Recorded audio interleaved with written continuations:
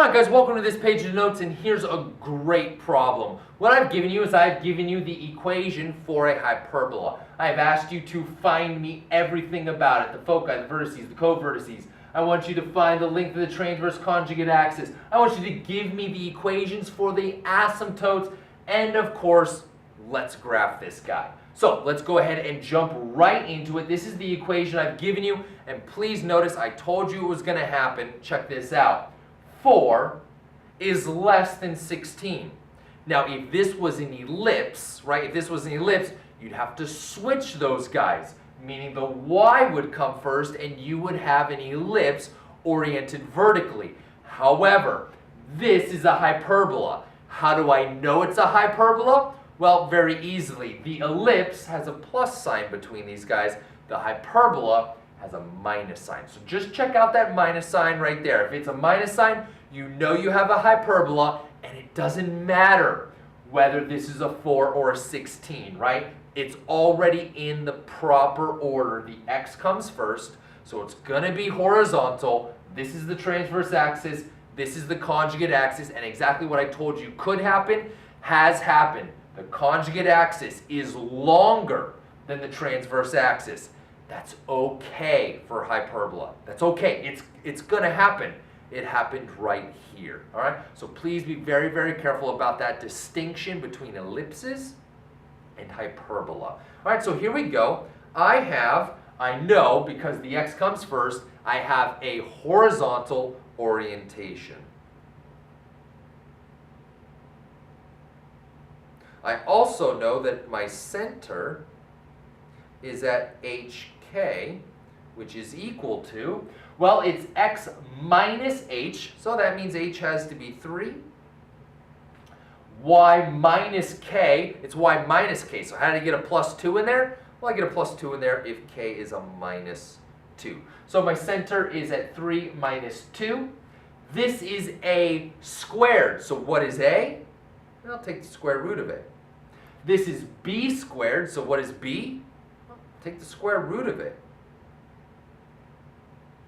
And we can find c by doing a squared plus b squared and taking the square root, which means c is equal to 4 plus 16. Take the square root, which means c is equal to the square root of 20. That is not a perfect square. My calculator tells me it's about 4.47. All right, guys, I have absolutely everything I need to graph this guy. I'm going to graph it, then I'll answer all of the questions. Here we go.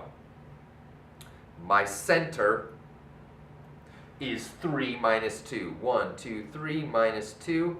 There is my center. Now, it is horizontal, so the transverse axis runs horizontal, and A is on the transverse axis. Please don't get confused, right? The transverse axis, we call it the transverse axis now because it can be shorter than the conjugate axis, and it happened for this one. So I will go, since A is 2, I'll go right 2 and back 2. These are my vertices. That is the transverse axis. So there's a vertice and there's a vertice. Now, B is 4. That's up 4 and down 4.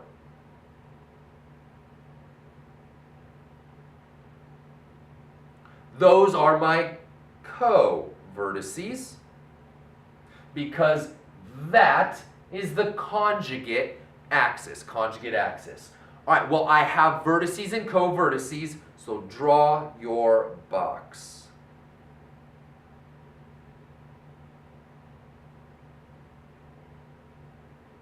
Awesome. There's my box. And I know that my asymptotes will run diagonally through that box, running through the corners.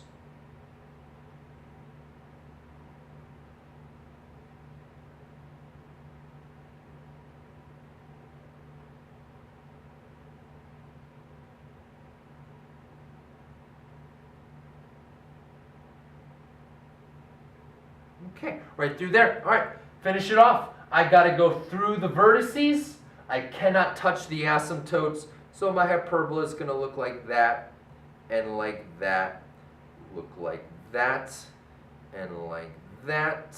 And now all I need to do is answer all of the questions that I asked you about the hyperbola, which we will go ahead and do here right down below the graph. But again, once I know A, B, and C, oh, you know what? Graph your foci. 4.47 units from the center must be on the transverse axis. 1, 2, 3, 4.47 right about there is a foci. 1, 2, 3, 4. Right about there is my other foci. There we go. I got everything on my graph. Now let's go ahead and find this stuff.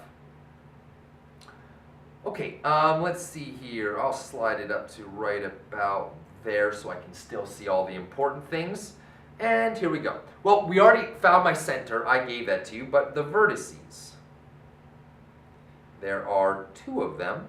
The vertices are at here and here, so that's going to be 1, 2, 3, 4, 5, -2. And 1, -2. The covertices, there are 2 of those. They are at 1, 2, 3, 2, so 3, 2, and 1, 2, 3, -1, 2, 3, 4, 5, 6. So 3, -6. Okay. I asked you for the foci, which we also found. I am at, let's see, that's -1.47, -1.47, comma, -2. And the other one is at 1, 2, 3, 4, 5, 6, 7, 7.47. -2. All right, great. So vertices, covertices, and foci, that gives me all of those. The only thing left to do is find the asymptotes.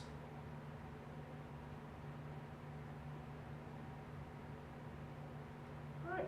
Well, the way that the asymptotes work is, remember, the equations are y, well, it comes right off of the formula sheet. I'll write 2 of them, right? There's one that's right, it's plus or minus b over a. Well, all right, here, let me write it. So it's y minus k is equal to plus or minus b over a x minus h. Okay, so that means that I'm going to have a positive one. Y minus k is equal to positive b over a x minus h. And the other one is going to be y minus k minus b over a x minus h.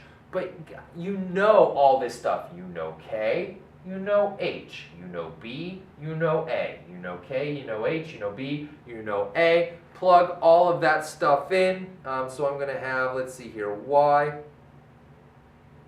minus a minus 2 is equal to, b was 4, a was 2, h is 3, so minus 3. I'm going to have y minus a minus 2 minus 4 over 2 times x minus 3. Again, I'm just plugging in my k, my h, my b, and my a, and then you guys go ahead and do all that stuff. 4 divided by 2 is 2. Distribute it through the parentheses. 4 divided by 2 is going to be a -2. Distribute it through the parentheses. This becomes a positive 2, so you have to subtract it to the other side. This will become a positive 2, so you have to subtract it to the other side. And when you do that, you wind up with y equals 2x minus 8, and y equals negative 2x plus 4. And let's see how I did. All right? This asymptote runs through -1, -2, -3, -4, -5, -6, -7, -8. Look at that. I got a point right there at -8. And my slope, right, -8, my slope is 2. So I go up 2, 1, 2, over 1. Perfect. There it is. This one, my y-intercept is at 4. 1, 2, 3, 5. I'm a little low. It's got to be right there. The slope is -2. That means down 2, over 1, right there, the corner of my box. So my equations match the asymptotes that I drew, so I feel really, really good about those, and I found everything that they asked me for. All right, now I know that's a lot of work. There's a lot going on there, so we'll try another one of these together on the next page of the notes. So flip on over, and I'll meet you guys there.